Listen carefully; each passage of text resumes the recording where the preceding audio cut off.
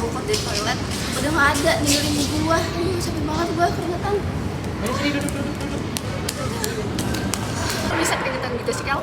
Iya nih cuacanya lagi panas banget apalagi pas puasa. Aduh panas banget. Tapi kenapa manusia bisa keringetan? Ada yang tahu gak?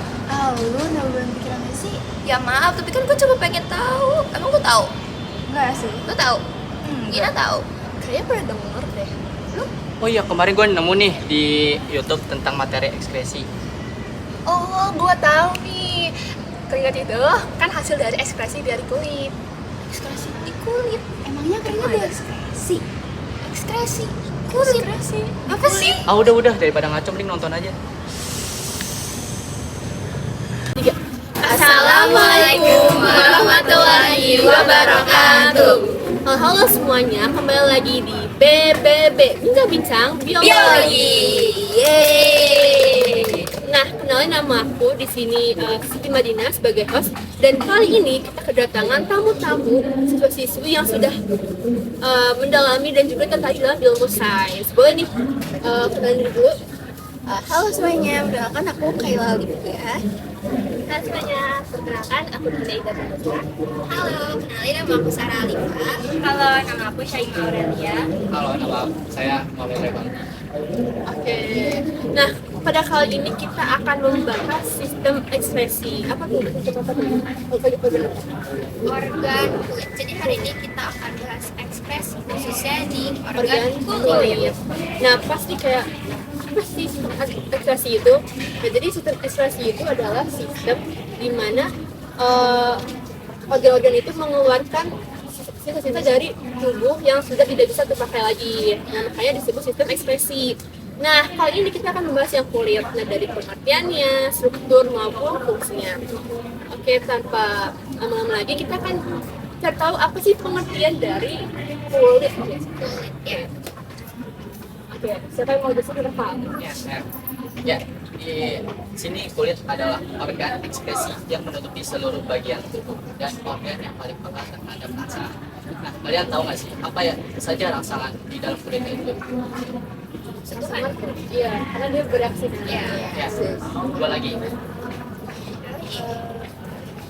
So far cuma mau sentuhan sama. Ya, duanya. Yang lagi, ya itu ada suhu dan tekanan. Ya, lalu ada kulit akan mengeluarkan zat-zat yang sudah yang tidak bermanfaat bagi tubuh, yaitu berupa keringat. Nah, di dalam keringatnya ini akan mengandung air dan garam. Lalu faktor-faktor yang mempengaruhi produksi keringat di dalam tubuh ada 3. Kalian tahu nggak apa aja? Faktor yang mempengaruhi Produksi kulit di dalam tubuh. keringat. Produksi keringat ya. Produksi keringat di dalam tubuh. Suhu, Ya, 2 lagi. Ya, 1 lagi. apa tuh? Apa itu? Ya, 1 lagi berat badan. Oh, makanya orang gemuk tuh gampang kena. Iya. Semacam itu. Gitu.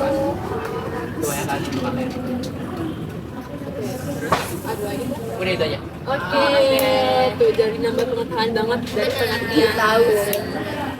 Nah, dari pengertian apa sih yang kita masih perlu tahu? Struktur. Nah, kayak kulit itu kan kayak ada lapisan-lapisannya kan. Nah, apa aja itu? Bakal jelasin. Tapi apa sih? Pertama ada epidermis. Dermis. Sama yang terakhir sekuti. Jadi yang luar tuh epidermis ya. Nah, apa sih epidermis itu? Bisa sih? Baik, ada saya jelaskan semuanya. Jadi di sini aku ngejelasin dengan lapisan epidermis. Apa sih lapisan epidermis itu? Lapisan epidermis pasti yang udah kita secara umum itu lapisan epidermis itu merupakan bagian terluar dari kulit yang tersusun atas sel-sel jaringan kita berlapis yang mana lapisannya itu sangat rapat dan nanti kreatinisasi. Apa kalian pernah dengar nggak sih kreatinisasi? Cuma pernah dengar kreatinnya doang. Kalau kreatinisasinya nggak tahu.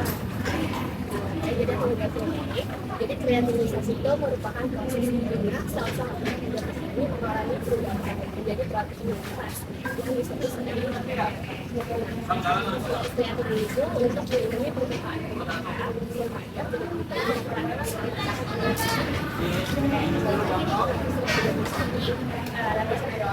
berbagi menjadi pertama itu ada namanya stratum cornea. Stratum cornea itu merupakan bagian lapis epidermis yang paling luar yang terbentuk dari stratum. Intinya itu untuk kita menyerangkan ya setiap tubuh kita itu tidak terlalu dari terus yang kedua ada yang namanya stratum nukleus. Stratum nukleus ini merupakan stratum nukleus ini merupakan lapisan jenis monopolis yang terpakai dimana dia satu transparansi itu tidak bisa dilihat di permukaan telapak tangan sampai di permukaan telapak kaki aja. Maksudnya itu adalah untuk melindungi lapisan dari sini terjadinya gesekan. Terus selanjutnya ada yang namanya stratum granulosa. Nah, stratum granulosa ini fungsinya itu adalah untuk menjaga lemak dan melindungi sel-sel kulit. Terus yang keempat ada yang namanya stratum spinosum. Stratum spinosum. Nah, stratum spinosum ini dia mengandung sebuah protein yang berada di seluruh ada semacam kulit fungsinya adalah untuk menyelamatkan supaya kulit kita itu lembut dan hilang. Nah, yang terakhir nih, ada yang tahu nggak? Lama clear, boleh dong kasih clue.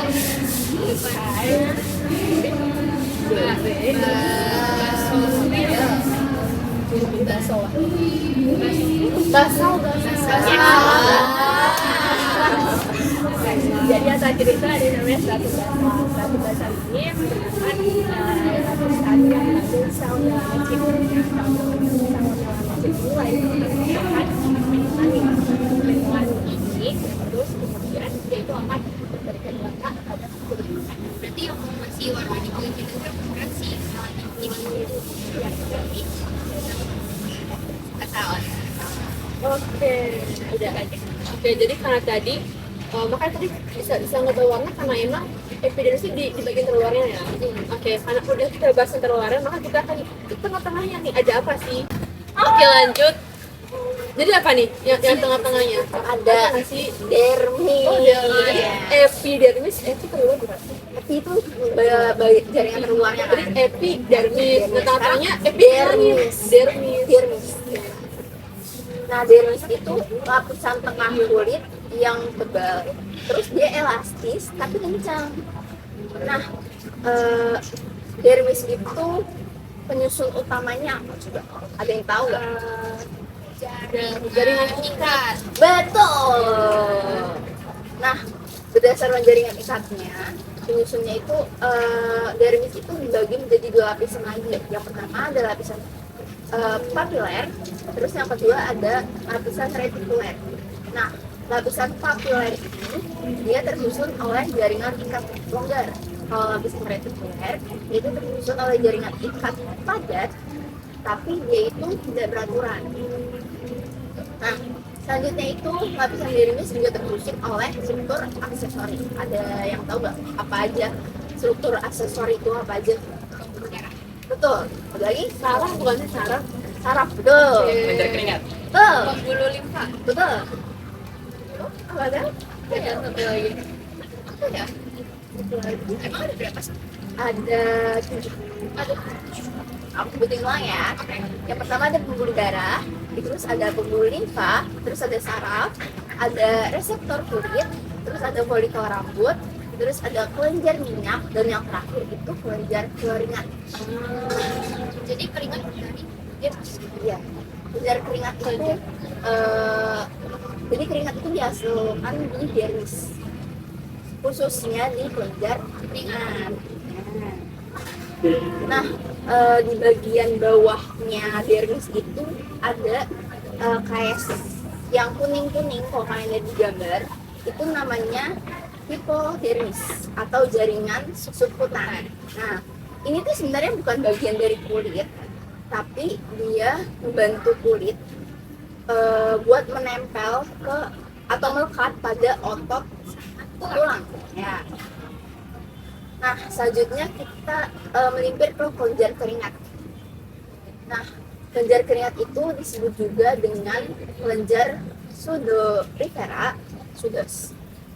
Nah, strukturnya itu dia seperti tabung atau tubulus yang melingkar. Letaknya di dermis. dan fungsinya itu untuk menghasilkan keringat. Kelenjar keringat sendiri itu terdiri atas dua kelenjar, ada kelenjar ekrin sama kelenjar apokrin. Ekrin, apokrin. Nah, ekrin sama apokrin itu dia ada bedanya. Ada yang pertama itu dari segi ukurannya. Kalau ekrin dia ukurannya itu lebih kecil, kalau apokrin dia ukurannya relatif lebih besar dibandingkan ekrin. Nah, kalau ekrin itu dia tubulusnya melingkar, kalau kelenjar apokrin itu dia menyala. Terus dari segi jumlah, ekrin itu jumlahnya paling banyak, kalau apokrin jumlahnya nggak sebanyak ekrin. Terus kalau ekrin ditemukan hampir di seluruh bagian tubuh, kalau apokrin ditemukan di ketiak, daerah kuping, labia minor, skrotum, jenggot, sama daerah perianal. Jadi apokrin cuma di daerah Ya, daerah-daerah tertentu aja. Kalau ekrin dia hampir ada di seluruh bagian tubuh. Selanjutnya itu kalau ekrin dia itu saluran terbuka dan mengarah ke permukaan kulit. Kalau apokrin dia itu saluran terbuka tapi itu dia mengarah ke folikel rambut. Selanjutnya itu kandungan keringat yang dihasilkan oleh kelenjar ekrin itu dia menghasilkan air sama garam. Kalau apokrin kandungan keringat yang dihasilkan itu dia menghasilkan protein sama lemak. Nah, kalau tujuan pengeluaran dari kelenjar ekrin itu, tujuan pengeluaran keringatnya ya, itu untuk mempertahankan suhu tubuh. Kalau apokrin itu tujuan pengeluaran keringatnya itu karena dipicu biasanya karena stres atau sakit. Itu aja sih dari dermis. Jadi kalau kita keringat panas suhu berarti dia lewat Dari kalau suhu itu dari kelenjar ekrin. Makanya dia akan menyesuaikan suhunya kan. terus puasa itu berarti dari apokrin. Ya, Beda gitu ya. beda-beda. Oke, setelah tengah-tengah kita bawahnya. Ada tadi di mention Ya, Ya, tadi yang kuning bawah itu loh. ya benar seperti itu. Jadi subkutis atau nama lainnya itu hipodermis atau lapisan suku tanah. Kayak tadi yang udah di mention sama Kevin, sebenarnya lapisan itu nggak termasuk kulit, tapi dia yang membantu kulit untuk nempel sama kulit. Ya biasanya kalau di suatu jaringan itu pasti kayak ada struktur lagi kan, yang menyusun jaringan itu sendiri. Ada bisa tebak nggak baca? Lemak. Ya, nah, ada lagi kah yang tahu? Ayo. Dulunya dong kakak. Dari ada elastis, ada versi biologinya. Elastin. sebenarnya belum pernah dengar kayak kita kayak Ya, jadi elastin itu tuh protein elastis yang membantu jaringan si subkutis ini untuk jaringan kulit untuk balik lagi ke sisi semula setelah peragangan. Terus tadi kan yang pertama lemak tuh, yang kedua tadi udah ada elastin, terus dia juga ada pembuluh darah sama saraf, terus ada folikel rambut sama ada kelenjar keringat juga. Jadi di subkutis ini juga ada kelenjar keringat sama kayak dermis. Sebenarnya dari subkutis itu jelasannya nggak terlalu panjang sebanyak dermis, tapi fungsinya dia banyak.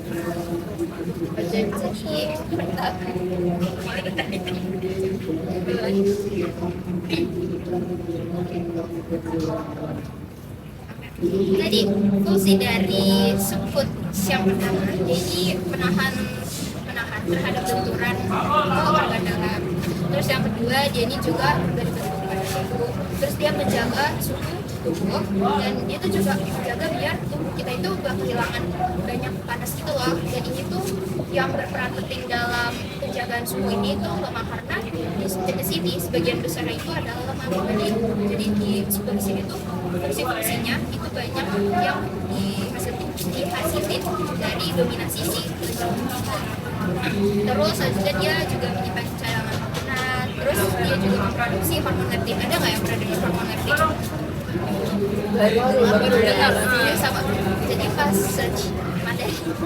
Jadi pas search materinya, jadi nafsu makan kita, terus berat badan kita itu dipengaruhi sama si hormon leptin ini yang diproduksi lagi-lagi sama si sel lemak. Nah, terus yang terakhir lapisan lemak di seluruh sini itu berfungsi juga sebagai pelindung. Ya sih sebenarnya cukup aja.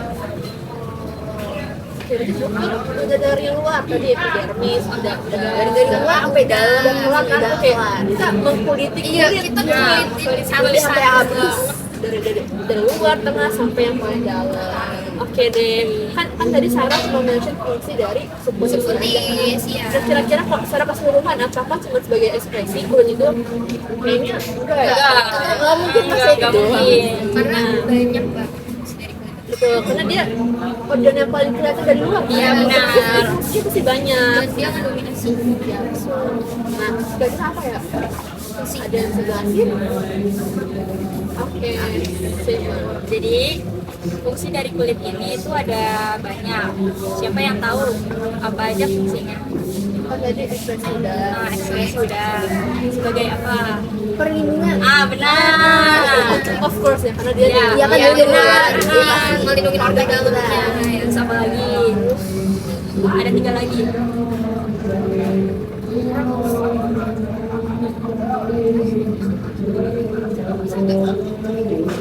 Kayaknya bisa deh. Ini masih kayak komunikasi. Iya, komunikasi. Antara lingkungan luar sama badan kita udah dirasakan. Terus apa lagi? Boleh dijelasin? Oke, jadi kan ada 5. Yang pertama fungsinya sebagai ekspresi. Terus yang kedua ada perlindungan. Terus yang ketiga ada pengaturan suhu tubuh atau termoregulasi. Terus yang keempat ada sebagai metabolisme. Yang terakhir komunikasi. Nah, sekarang fungsi kulit sebagai perlindungan. Jadi kulit itu fungsinya untuk melindungi tubuh dari mikroorganisme kayak radiasi sinar matahari, terus iritasi kimia, sama gangguan mekanik terhadap tubuh. Nah, terus ada fungsi selanjutnya adalah pengaturan suhu tubuh. Nah, ini dilakukan oleh kelenjar keringat dan pembuluh darah yang fungsinya berperan untuk mengatur suhu tubuh.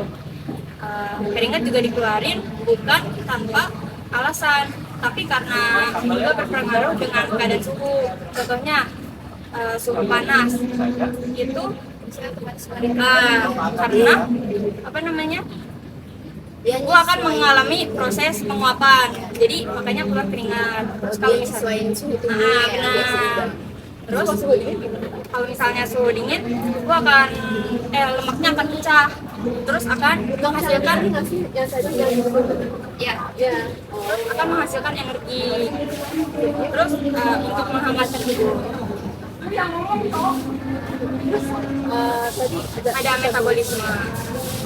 mungkin mau namanya mungkin metabolisme itu fungsinya untuk menyintesis vitamin D di dalam tubuh dan juga mungkin bisa sebagai menyimpan lemak sebagai sumber cadangan makanan. Terus tadi yang terakhir Ada komunikasi. nah mungkin karena kan dia bagian terluar, jadi kayak dia tuh bisa sebagai komunikasi antara lingkungan dengan kita, misalnya dengan faktor suhu kan kita bisa ngerasain panasnya, terus kalau ada yang nyolek kita terasa, dan juga kayak tekan-tekan lain, nah makanya juga bisa disebut sebagai fungsi komunikasi. Udah ya? Mungkin aku mau nambahin dikit cara menjaga kesehatan kulit gimana? Yang pertama, yang paling penting sunscreen. Jadi keluar itu harus banget kudu pakai sunscreen dan sunscreen perlu di apply setiap sekian jam sekali. Jadi nggak bisa dipakai seharian. Kalau udah hilang harus lagi, karena banyak yang kayak udah make terus kayak lah kok masih hitam, ya mungkin nggak di apply. Terus yang kedua mungkin mandinya yang bersih pakai sabun, jangan sampai kita cuma dikepuk. Nah itu kan kayak bebek ya. Nah mandi boleh. Terus ada yang menjagain lagi. Makan makanan sehat Oh iya betul. itu jadi makan makanan sehat. Jadi emang makanan sehat itu mempengaruhi nggak cuma bagian dalam tapi sampai bagian luar kulit pun itu berpengaruh banget sama makanan sehat. Terus minum air cukup. karena ngaruh banget ya kalau kita jarang minum pasti akan rasanya dehidrasi. Jadi biar kulit tetap lembab terus Terhidrasi, ya tetap minum air. Oke, udah ya. Ya, mungkin banyak tapi ada sih. Itu aja yang bakal kita bahas hari ini. Oke. Tadi dari awal tuh udah sangat banyak dan juga pasti bermanfaat untuk kita semua. Oke. Udah kayak nggak ada benda lagi. Oke, karena udah mungkin kita selesaikan saja karena kita lagi nunggu buka puasa nih ya. Kita buka puasa sambil bincang bincang-bincang Ya. ya. Jadi kita isi waktu luangnya sama hal yang bermanfaat. Oke. Masya Allah. Yaudah, kita langsung tutup aja. Aja. Terima kasih karena kalian sudah menonton sampai menit kali ini. Ya, semoga apa yang kita sampaikan semuanya bisa bermanfaat. Terus jangan lupa kasih like and comment dan komen yang banyak. ya, please. yang banyak Spam pendapat aja. kalian Iya. tentang podcast kita hari ini Ya, gitu. Karena kita sudah memberi hal yang bermanfaat harus dibalas juga dengan like. lebih bermanfaat. Ya, Feedbacknya like dan komen aja. Oke, mungkin itu aja ya. ya aja. Kita say bye. 1, 2, 3. Bye. Thank you. See you. See you di next episode. Assalamualaikum warahmatullahi wabarakatuh. Bye bye. Dadah semua.